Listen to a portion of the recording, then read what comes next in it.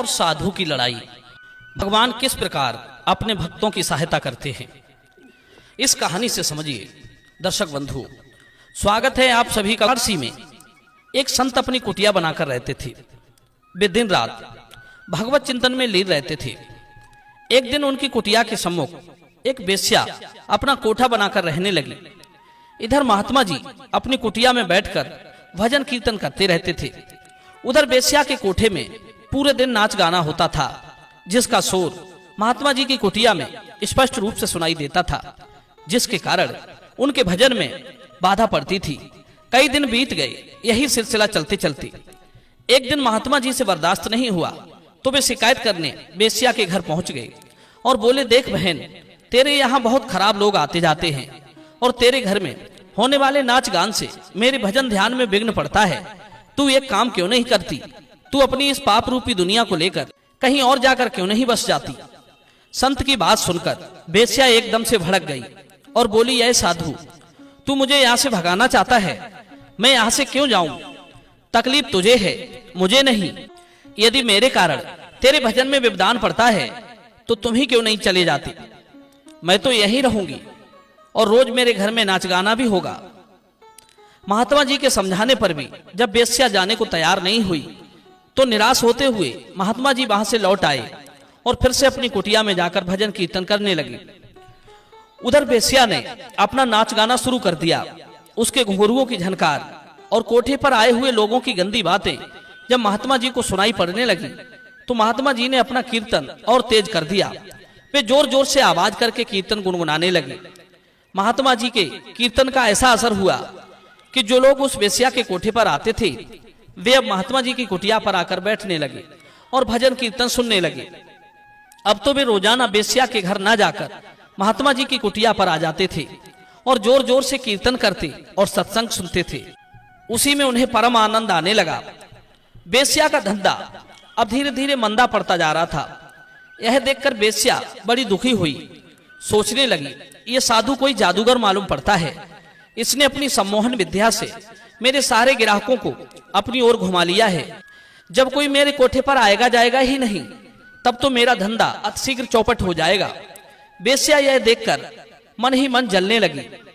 वो क्रोधित होती हुई महात्मा जी को नीचा दिखाने का विचार बनाने लगी।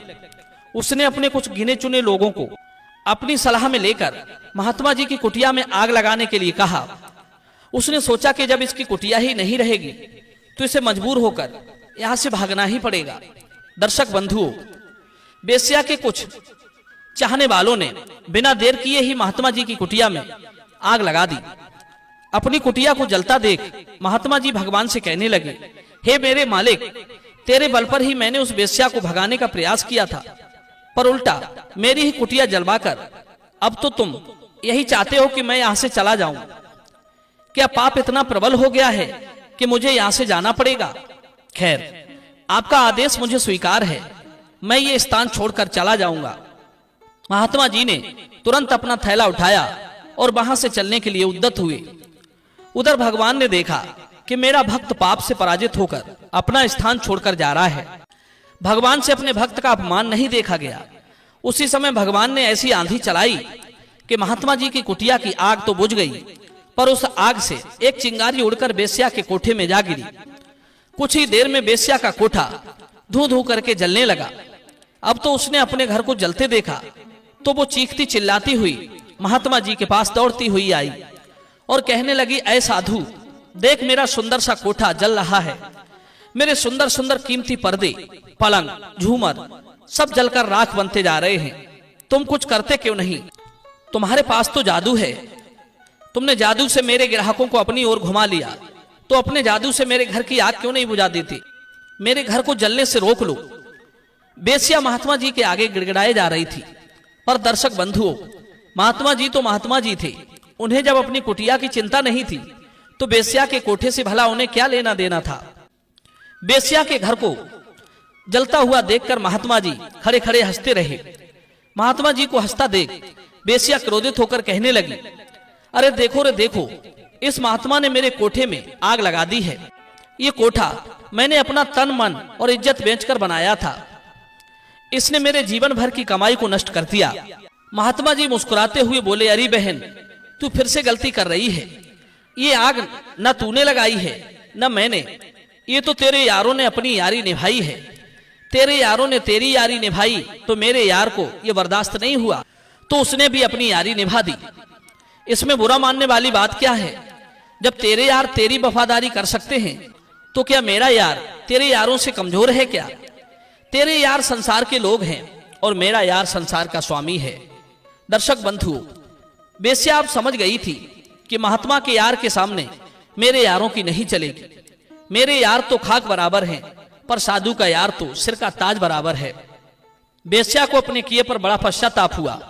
सोचने लगी, मैंने भगवान के भक्त से बैर ठाना है, उसका अपमान किया है, मुझे मेरी करनी का दंड मिल गया है। बेस्या को उसी समय बैराग हो गया। बेस्या ने उसी दिन से अपने सारे गलत कामों को तिलांजलि दे दी और भगवत भजन में लीन हो गई। वो जान गई थी कि भगवान अपने भक्त का कभी मान घटने नहीं देते।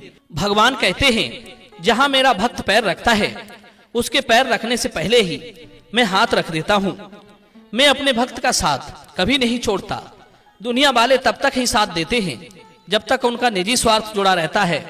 स्वार्थ सिद्ध हो जाने पर तो वे उसे देखते भी नहीं। इसलिए मित्रता उससे करो जो निस्वार्थ भाव से आपके साथ खड़ा हो, और चाहे कितनी ही कठिन परिस्थिति हो तो भी आपका साथ छोड़कर ना जाए। दर्शक बंधुओं, ये कहानी आपको कैसी लगी?